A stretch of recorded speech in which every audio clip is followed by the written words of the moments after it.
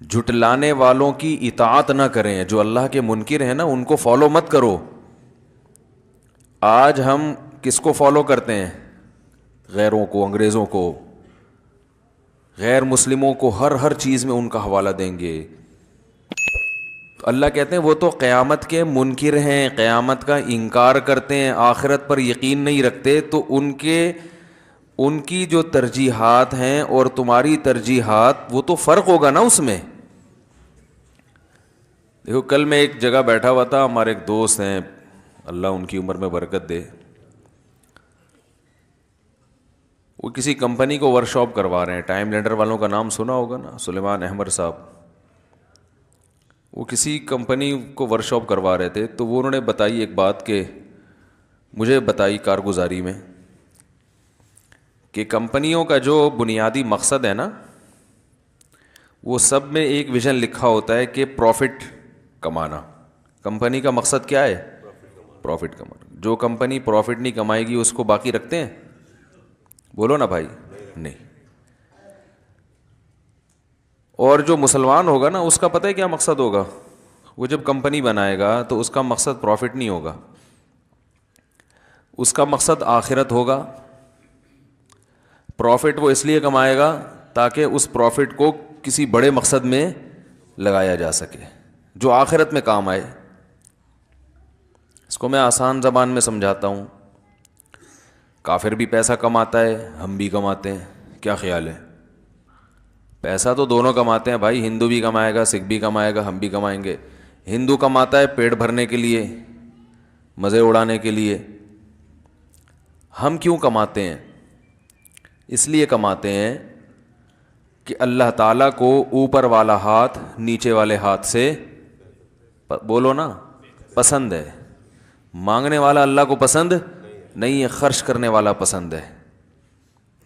کیوں پسند ہے؟ اس لیے کہ خرچ کرنے والا اللہ کی مخلوق پہ بوجھ نہیں بنتا، بلکہ اللہ کی مخلوق کو فائدہ پہنچاتا ہے۔ سر اٹھا کے جیتا ہے، اس کا سر جھکتا ہے تو کس کے سامنے؟ اللہ کے۔ اللہ چاہتے ہیں میرے غلام بنو۔ تبھی تو حدیث میں فرمایا جو ایمانداری سے تجارت کرے گا قیامت میں پیغمبروں اور صدیقین کے ساتھ ہوگا۔ کتنا بڑا مقام! اس کی کوئی فضیلت نہیں ہے جو کاروبار چھوڑ کے بیٹھا ہو، اس کی اسلام میں کوئی فضیلت نہیں ہے۔ اس کو رہبانیت کہا گیا ہے۔ رہبانیت جو عیسائیوں میں ہوتا تھا نا، پادری پن، رہبانیت پتہ ہے کسے کہتے ہیں؟ دنیا چھوڑ دینا۔ تو رہبانیت کو برا سمجھا گیا ہے اسلام میں۔ دنیا چھوڑنی تھوڑی ہے، یہ دنیا تو اللہ نے پیدا انسانوں کے لیے کی ہے۔ چھوڑ کے جنگل میں نکل گئے تو جنگل میں تو جانوروں کے لیے ہیں، وہ انسانوں کے لیے تھوڑی ہیں۔ لیکن مسلمان کے سامنے ایک ہدف ہوتا ہے۔ اور آسان مثال دوں، پیچیدگی میں جا رہے ہیں آپ لوگ، اور آسان مثال دیتا ہوں۔ یہ تو کئی دفعہ بیانات میں دے چکا ہوں لیکن دوبارہ آ جائے گی تو اچھا ہے۔ ایک حدیث میں آتا ہے ایک صحابی درخت لگا رہے ہیں۔ کیا لگا رہے ہیں؟ درخت۔ آپ صلی اللہ علیہ وسلم نے انہیں فرمایا کہ تم جو درخت لگا رہے ہو تو تمہیں کیا معلوم کہ یہ درختوں کی زندگی، یہ درخت، حدیث کا مفہوم ہے کہ یہ پھل جب دے گا تو تمہاری زندگی وفا کرے گی کہ بھی نہیں کرے گی؟ اتنی پل کی خبر نہیں ہے، اور پلاننگ اتنے سال کی، 5 سال تو کم از کم لگتے ہیں کھجور کے درخت کو۔ پتہ کل کا نہیں ہے، اور پلاننگ ہو رہی ہے 5 سال بعد۔ کتنے سال کی؟ 5 سال بعد کی پلاننگ۔ او بھائی یہ تو بڑا مشکل، یعنی یہ تو آپ صلی اللہ علیہ وسلم نے اس کو پسند نہیں کیا۔ 2 منٹ لگتے ہیں انسان کو مرنے میں۔ جو جتنے لوگ مر چکے ہیں نا، ان میں سے کسی کا بھی پہلے سے مرنے کا پروگرام نہیں تھا۔ ہم سمجھتے ہیں یہ تو مر گئے تو ان کا تو پروگرام تھا جانے کا، ہمارا چونکہ ہے نہیں تو ابھی ہم تھوڑا زندہ رہیں گے۔ یہ تو مرنے کے بعد آدمی کہتا ہے یار میرا تو اس طرح کا کوئی پروگرام نہیں تھا، یہ ہوا کیا ہے میرے ساتھ؟ حقیقت بتا رہا ہوں۔ میرے پاس تو ڈاکٹر آتے ہیں نا بڑے بڑے فیلڈ کے، بھائی موضوع چینج نہ ہو جائے ذرا گچی سے پکڑ کے رکھنا۔ بڑے بڑے ڈاکٹر بھی ملاقاتیں ہوتی ہیں، میں تو نچوڑتا ہوں۔ ڈاکٹر آ کے پریشان ہوتا ہے کہ میں اس سے ملنے آیا ہوں تو یہ الٹا یہ مجھ سے مل رہا ہے۔ بھائی ہم تو کہتے ہیں بھائی علم جہاں سے ملے چاہے وہ کوئی پائلٹ ملنے آئے گا نا، وہ ایئر فورس کے پائلٹ بھی آتے ہیں بعض دفعہ، ہم اس کو جہازوں میں نچوڑ لیتے ہیں. وہ حیران ہوتا ہے یار یہ کیا انجینئر بن رہے ہو، کیا کر رہے ہو. بچپن سے مجھے شوق ہے، ابھی نہیں صرف بچپن سے، کہ جو جس فیلڈ کا ماہر ہے اس کو اس سے وہ معلومات. اور سب سے اوتھینٹک معلومات یاد رکھو، کسی بھی چیز کی اگر لینی ہے تو کتابوں سے نہیں ملے گی، اس فن کے ماہرین سے ملے گی. کیونکہ کتاب سمجھنا بھی اس فیلڈ کے ماہر کا کام ہے. عام آدمی کتاب سے دھوکے میں آتا ہے. نہیں آ رہی بات میرا خیال ہے. اب آپ میڈیکل سائنس کی کتابیں پڑھ کے علاج کرو نا تو قبرستان بھرنے کے علاوہ کچھ بھی نہیں حاصل ہوگا. آپ نے کہا کہ میں ڈاکٹر کے پاس کیوں جاؤں، میڈیکل سائنس کی کتابیں پڑھتا ہوں میں. پیناڈول کا یہ فارمولا ہے، اس میں یہ کیمیکل استعمال ہوا ہے، یہ درد، تو چلو ہم بھی وہ کیمیکل خرید کے بالٹی میں ملاتے ہیں اور تھیلیوں میں بھر بھر کے لوگوں کو پلانا شروع کر دیتے ہیں، تو مریں گے نا لوگ. تو بھائی اس کا طریقہ یہ ہے کہ کتاب معاون مددگار تو بنتی ہے، لیکن جب اس کا علم لینا ہے تو اس کے ماہر کو کے پاس چلے جاؤ. اس نے اپنی زندگی کھپا دی ہے اس کام میں، تو آپ کو کھپانے کی کیا ضرورت ہے؟ کیا خیال ہے بھائی؟ اس کے علم سے فائدہ ہو. وہ ڈاکٹر بنا اس لیے کہ آپ کو ٹینشن سے بچا لیا اس نے. آپ کسی اور کام میں ٹینشن، اپنی صلاحیت خرچ کرو نا. سارے کاموں میں ایک انسان کو مہارت ہو سکتی ہے کہ ڈاکٹر بھی بنے، بڑا حکیم بھی بنے، پلمبر بھی بنے، اور میکینک بھی بنے، اور الیکٹریشین بھی بنے. بھائی آپ ایک چیز میں مہارت پیدا کرو، باقی میں کام ہو تو اس کے ماہرین سے رابطہ کر لو. آپ ڈاکٹر بن گئے، الیکٹریشین نہیں ہو آپ، تو پنکھا کس سے لگواؤ گے آپ؟ الیکٹریشین سے. اب آپ کو نہیں، چونکہ پنکھا بھی میں خود ہی لگاؤں گا، تو اب پنکھے کے بارے میں کتابیں پڑھ رہے ہو، وائر کے بارے کہ وائر کیسے جوڑی جاتی ہے، یوٹیوب پہ سرچ کر رہے ہو کہ وائر کیسے جوڑی جاتی ہے، بٹن کیسے لگایا جاتا ہے، اور وہ ارتھ کہاں سے ہوتا ہے. تو پاگل پنے کی بات ہے بھائی. آپ چھوڑو یار، یہ دنیا میں الیکٹریشین بھی تو ہیں، یہ کس لیے ہیں؟ آپ اپنے کام کو فوکس کرو. تو یہ ایک اصول ہے، تو میں اس اصول کو مانتا ہوں.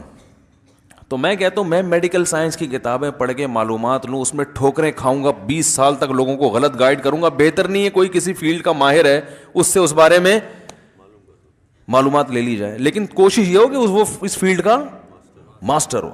تو گردوں کا اسپیشلسٹ آتا ہے تو اس کے گردے درد کرنے لگتے ہیں میرے سوالات سے، بار بار پانی مانگتا ہے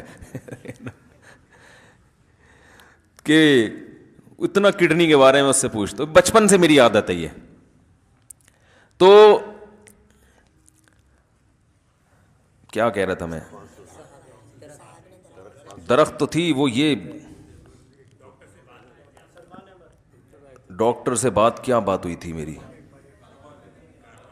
نہیں یار مزہ نہیں آیا ہے. نہیں وہ درخت والی مثال تو میرے ذہن میں ہے، لیکن اس درخت میں ڈاکٹر کہاں سے آ گیا جی؟ خیر مسلمان تاجر جو ہے وہ تو چلو درخت پہ آتے ہیں، شاید دوبارہ سے وہیں درخت کے ذریعے پہنچے تھے وہاں پر نا، تو درخت پہ دوبارہ آ جاتے ہیں. پلاننگ، وہ درخت کی مثال میں دے رہا تھا، اسی پہ دوبارہ آتے ہیں تو دوبارہ اصل بات ذہن میں آ گئی. ٹھیک ہے، نہیں تو وہ اصل تو وہی تھی نا. تو جو لوگ مجھے کہتے ہیں آپ کا حافظے کو کیا ہو گیا، تو میں کہتا ہوں یہ اتنے سارے لوگوں کے حافظے کو کیا ہو گیا، ان کو بھی تو نہیں آ رہا. ہمیں اگر نہیں یاد آ رہا تو آپ کو کون سا یاد آ رہا ہے؟ تو میرا تو، میں اگر بھول جاؤں تو سمجھ میں آتا ہے، کیونکہ میں تو ایک موضوع کو لے کے چل رہا ہوں نا، اس کو اصل فوکس کر رہا ہوں. دائیں بائیں تو گریبیاں ہیں. تو نبی صلی اللہ علیہ وسلم نے ایک صحابی کو دیکھا، وہ درخت لگا رہے ہیں. ہاں اب دیکھو یاد آ گئی نا، درخت پہ پہنچے تو پہنچ گئے اوپر. میں یہ بتا رہا تھا بڑے بڑے ڈاکٹروں سے میں مختلف معلومات لیتا ہوں، یہ بیماری کی کیا وجہ ہے، یہ کیوں ہو جائے، تو ایک چیز کامن سب بتاتے ہیں کہ بھائی یہ جتنی بھی سائنسی تحقیقات ہوئی ہیں، میڈیکل سائنس نے ترقی کی ہے، پوری طرح انسان کی باڈی کو ابھی تک کوئی سمجھ نہیں سکا ہے. اکثر بیماریاں ایسی ہوتی ہیں جن کی کوئی ریزن نہیں ہوتی اور انسان اس میں ہلاک ہو جاتا ہے. کینسر جو ہے نا، موت، کینسر کا اب تک علاج دریافت نہیں ہوا ہے. موت ہے کینسر میں. ہاں یا تو کاٹ کے وہ جگہ ہی پھینک دو تو ایک الگ بات ہے، لیکن بعض دفعہ ایسی جگہ ہوتی ہے وہ کاٹ ہی نہیں سکتے نا. بھئی چلو انگلی پہ ہو گیا تو یہ تو کاٹ دیا آپ نے، پیٹ میں ہو گیا تو وہاں تک کہاں تک کاٹیں گے. تو کہتے ہیں کہ کوئی وجہ معلوم نہیں ہوتی. بالکل فٹ فاٹ. ہمارے ابھی ایک دوست ہیں 35 سال 35 ایئرز اولڈ, جوان خوبصورت ماشاء اللہ, جاب بھی اچھی, کوئی ٹینشن بھی نہیں ہے اور صحت بھی اچھی ہے, کوئی موٹاپا بھی نہیں ہے. بلڈ کینسر ہو گیا. ملنے آئے, میں نے کہا بھائی آپ کو کیا کیا؟ بھائی کیمو تھراپی چل رہی ہے. یہ تھراپی ہے, تھراپی ہے, تھریپی ہے, پتہ نہیں کیا ہے, مختلف لوگ مختلف لفظ بتاتے رہتے ہیں. اب یہ بھی کسی انگلش کے بہت ماہر سے ایک دفعہ فون کر کے پوچھنا پڑے گا, یار سی ایک دفعہ بتا دو, تھراپی ہے, تھریپی ہے, تھراپی ہے, تھریپی ہے میرا خیال ہے, کیمو تھریپی. تو کیمو تھریپی کروائی انہوں نے, بالکل ہی ہڈیوں کا ڈھانچہ بن گئے. میں نے کہا کیا ہوا؟ Blood cancer. وجہ کہہ رہے ہیں ڈاکٹر خود حیران ہے کہ وجہ سمجھ میں نہیں آ رہی. کل پرسوں میری حضرت مولانا طارق جمیل صاحب, اللہ ان کی عمر میں برکت دے, ان کو صحت دے, ان سے ملاقات تھی. تو مجھے لگا بہت کمزور ہو گئے ہیں, ہارٹ کا مسئلہ ہے نا ان کا, دوائیں کھا رہے ہیں. تو میں نے کہا آپ تو ایکسرسائز بھی کرتے ہیں, کھاتے بھی نہیں ہیں. ان کی خوراک ایسی ہے کہ آدمی جو ہے نا وہ حیران ہوتا ہے کہ یہ چل کیسے رہے ہیں. بہت تھوڑا کھانا اچھا ہے نا صحت کے لیے, ایکسرسائز بھی پابندی سے, کھاتے بھی تھوڑا ہیں, رات کو سوتے بھی جلدی ہیں, صبح اٹھتے بھی جلدی, پوری بڑی تمیز سے زندگی گزر رہی ہے. کتنے اٹیک, میرا خیال ہے 2 یا 3 اٹیک ہو چکے ہیں. تو مجھے انہوں نے بتایا کہ مجھے جو ہارٹ اسپیشلسٹ ڈاکٹر نے بتایا کہ آپ کا دل جو ہے ماشاءاللہ اس کی رگیں ایسی جوان ہیں جیسے 20 سال کا لڑکا ہوتا ہے, اتنا صحت مند دل ہے. لیکن پھر بھی وہ خود حیران ہے کہ اٹیک ہو کیوں رہا ہے. تو یہ اللہ کی قدرت ہے. ہمارے ایک دوست تھے جامعۃ الرشید میں, اللہ نے ان کو بڑا نوازا تھا ماشاءاللہ, بڑے خوبصورت بھی تھے, مالدار بھی تھے, جوان بھی تھے, علم بھی ماشاءاللہ بہت تھا ان کے پاس. اس زمانے میں کراچی کے حالات بہت خراب تھے, ٹارگٹ کلنگ بہت نا, علماء کا بھی قتل ہو رہا تھا, شہادتیں ہو رہی تھیں. تو انہیں جامعۃ الرشید نے گاڑی دے دی گارڈ کے ساتھ. تو انہوں نے کہا کہ بھائی گارڈ کے ساتھ باقاعدہ گاڑی دیں گے تو میں تو اور نمایاں ہو جاؤں گا. تو مجھے چھوٹی موٹی سی سیدھی سادھی گاڑی جس میں پتہ ہی نہ چلے کہ کون جا رہا ہے, تو ہائی روف دے دی, وہ جو صابن دانی نہیں ہوتی, ہائی روف صابن دانی سیدھی سادھی, اس میں کیا پتہ چلے گا کوئی بڑا عالم ہے کہ. اللہ کی قدرت کے وہ ایکسیڈنٹ ہوا, اس کے سامنے جو ہے نا ایک وہ پجارو آ کے ٹکرائی ہے. اب ظاہر ہے پجارو کے سامنے ہائی روف کی کوئی اوقات ہے, آن دا اسپاٹ ان کی ڈیتھ ہو گئی. ہم نے کہا دیکھو جس چیز کو ہم نجات کا ذریعہ سمجھ کے کہ اس میں یہ نمایاں نہیں ہوں گے, لوگوں کو پتہ نہیں چلے گا تو بچے رہیں گے. کیونکہ اس زمانے میں جامعہ فاروقیہ میں بھی شہادت ہوئی تھی, پتہ ہوگا آپ کو, پوری گاڑی اڑا دی تھی کسی نے. تو جتنے بڑے بڑے مدارس تھے نا وہ احتیاط کر رہے تھے. تو جو احتیاط کا ذریعہ ہوتا ہے نا وہی موت کا سبب بن جاتا ہے. اچھا بھلا آدمی ہوتا ہے, فٹ فاٹ ہوتا ہے, ڈاکٹر صاحب کے پاس چلا جاتا ہے کہ مجھے کوئی بیماری نہیں ہے, احتیاطاً ٹیکا لگا دو.